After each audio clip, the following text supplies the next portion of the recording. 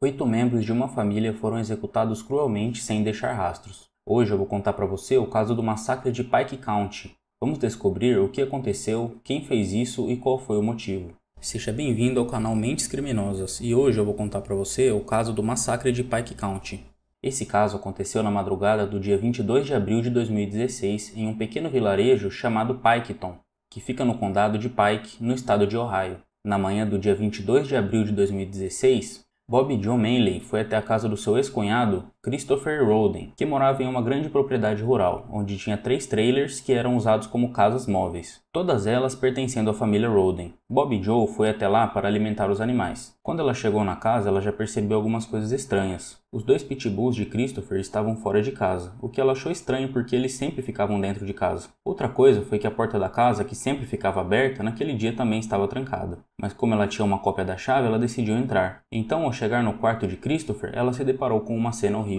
No quarto estavam os corpos de Christopher e seu primo Gary Roden. Christopher tinha 40 anos e ele foi baleado 9 vezes a queima-roupa. De acordo com especialistas, ele foi o único da família que tinha feridas defensivas. Então ele tentou se defender quando começou o ataque. Gary tinha 38 anos e ele foi baleado 3 vezes. Uma pegou de raspão na sua cabeça e outras 2 o acertaram. Não houve sinal de luta por parte de Gary, então provavelmente ele foi baleado enquanto dormia. A Bobby Joe nesse momento imediatamente saiu da casa, foi até o carro e ligou para a emergência por volta de 7h51 da manhã. Vejam o vídeo da chamada.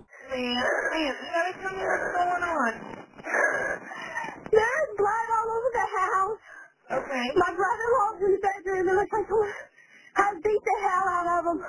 Okay. There's blood all over the front with him. Ma'am, can you tell me what county that's in? Is it Pike County? It's Pike County? Yes, and they drug him in the bedroom. Okay. I need you to get out of the house. Depois dessa ligação, a Bobby Joe foi até a casa do seu sobrinho, que era filho de Christopher e de sua irmã, Dana Roden. Ele se chamava Clarence Roden, mais conhecido como Frank, e morava na mesma propriedade. A porta também estava trancada, então como ela já estava muito assustada com a cena que tinha acabado de presenciar, ela começou a bater muito forte na porta e logo conseguiu entrar. Então ela entrou na casa rapidamente e foi até o quarto de Frank. Chegando lá, ela se deparou com mais uma cena horrível. Deitados na cama estavam os corpos de Frank e de sua noiva chamada Hannah Gilley. No meio dos 2 corpos estava Roger, o filho mais novo do casal de apenas 6 meses. E também estava na casa o outro filho do casal, de 3 anos, chamado Brantley. Os 2 filhos não sofreram nenhum ferimento. Frank e Hannah tinham 20 anos na época. Ele foi baleado 3 vezes e Hannah foi baleado 5 vezes. Nesse momento, Bobby Joe pegou as 2 crianças e as levou rapidamente para fora da casa. Então o James Manley, que era irmão da Bobby Joe, foi até a casa de sua irmã Dana Roden, que era a outra irmã deles, mãe de Frank e ex-esposa do Christopher. Mas ela morava na mesma propriedade, porém em outro trailer. Ele foi até lá para pedir ajuda, mas ao entrar na casa, James se deparou com outra cena horrível.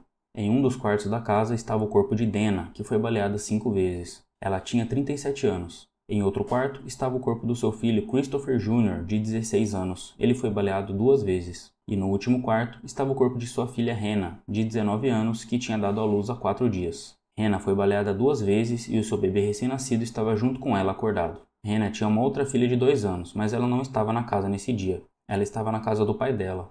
E o pai dela estava separado de sua mãe. Na parte da tarde desse mesmo dia, por volta das 1h26 da tarde, a polícia recebeu uma ligação, sendo informada de uma 8ª vítima do massacre. O corpo de Kenneth Roden, de 44 anos, foi encontrado em sua residência que ficava próximo ao vilarejo de Piketon. Ele era irmão do Christopher. Kenneth foi baleado 1 vez a queima-roupa. Ao todo, 32 balas foram disparadas nesse massacre. A maioria foi na cabeça das vítimas e algumas das vítimas apresentaram hematomas, indicando que além dos disparos, eles foram espancados. A polícia iniciou rapidamente a investigação. Eles de início já acreditavam que mais de um atirador era responsável pelos assassinatos, uma vez que 2 das cenas do crime estavam a uma curta distância, uma terceira localizada a cerca de 1 km de distância e a quarta a cerca de 13 km de distância. O procurador-geral de Ohio, chamado Mike DeWine, afirmou que as mortes foram planejadas, premeditadas e uma operação sofisticada, citando os esforços feitos pelo atirador ou atiradores para encobrir os seus rastros e remover qualquer evidência forense incriminatória. Todas as vítimas eram membros da família Roden. Os familiares sobreviventes foram instados pela polícia a tomar precauções, e todos os residentes de Peebles, que era um vilarejo que ficava próximo ao local do crime, foram aconselhados a permanecer dentro de suas casas na noite seguinte. Uma força-tarefa investigativa de pelo menos 100 membros, liderada pelo BCI, que é o Departamento de Identificação e Investigação Criminal de Ohio, foi montada. Mais de 251 policiais estiveram envolvidos na investigação em geral, e xerifes de 25 escritórios em Ohio se ofereceram para fornecer recursos ao condado de Pike. Pelo menos 5 mandados de busca foram executados e mais de 50 pessoas foram entrevistadas em conexão com os assassinatos. 79 evidências foram examinadas, incluindo uma ameaça no Facebook dirigida a Christopher Roden Jr., que foi postada antes do tiroteio. Em 25 de abril, um porta-voz do escritório de DeWine também confirmou que descobriram uma plantação de cannabis na propriedade de Christopher Roden, incluindo uma casa de cultivo interna onde centenas de plantas de cannabis estavam sendo cultivadas. Lá eles também descobriram uma criação de galos para a briga de galo. Um total estimado de 200 plantas de cannabis foram recuperados das cenas do crime, e acredita-se que tenham sido cultivadas para venda e não para uso pessoal. Nesse momento ainda não se sabia se a cannabis estava ligada ao crime, mas os investigadores estavam cogitando uma possibilidade de que um cartel de drogas mexicano estivesse envolvido no crime.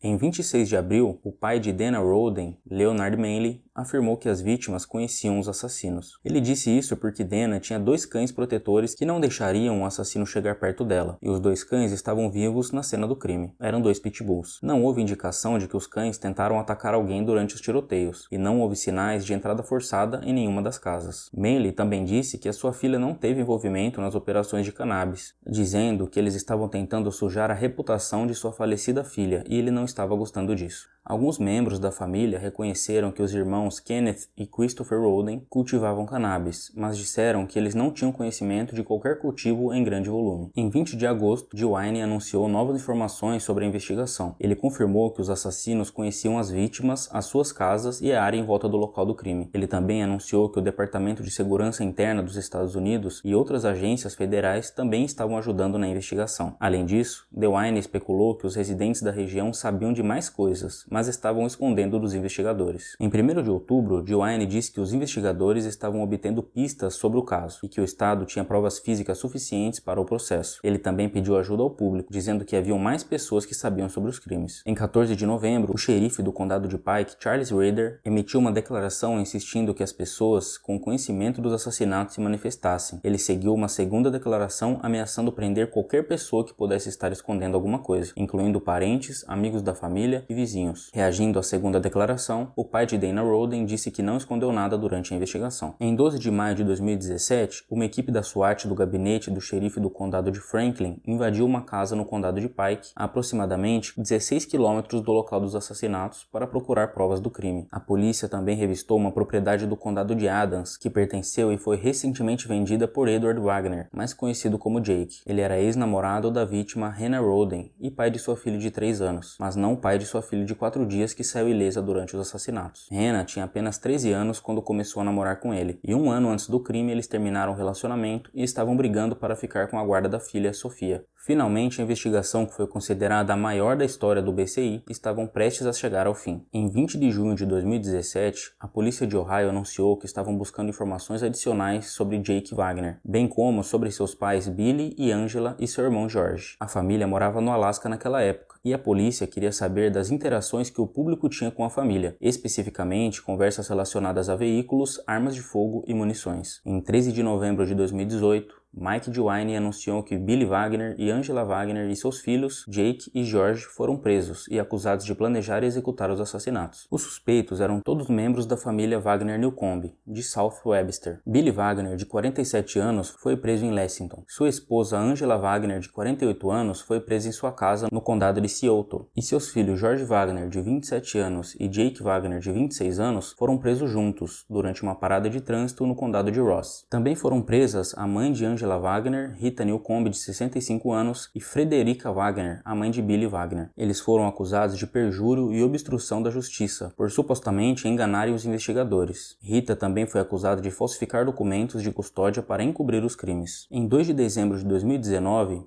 Rita Newcomb se declarou culpada de uma acusação menor de obstrução de negócios oficiais em conexão com a investigação dos homicídios.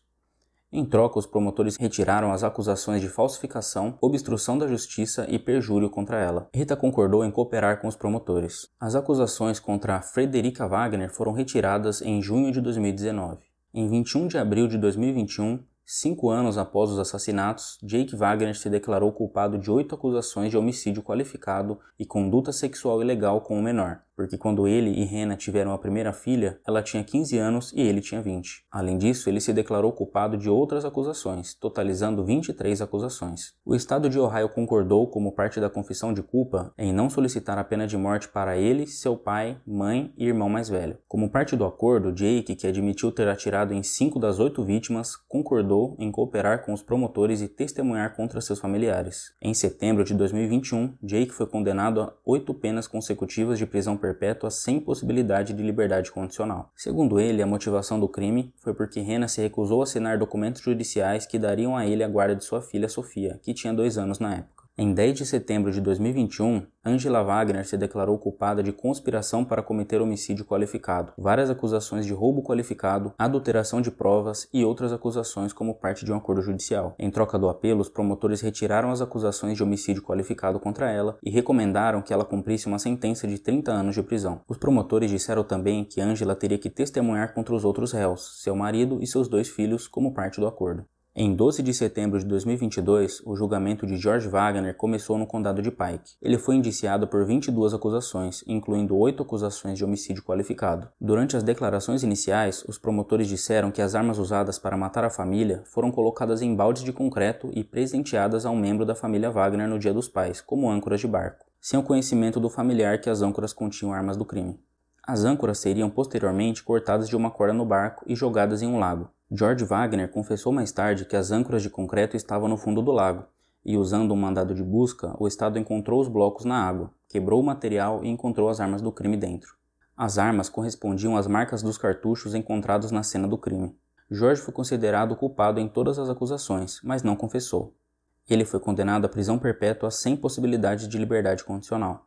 Billy Wagner está preso desde novembro de 2018 e seu julgamento está previsto para o início de 2024. Ele poderia ser condenado à morte, mas a sua esposa Angela e seu filho Jake firmaram acordos de confissão com a promotoria e suspenderiam essa pena em troca de seu testemunho no julgamento. O mesmo acordo foi fechado para o julgamento de George.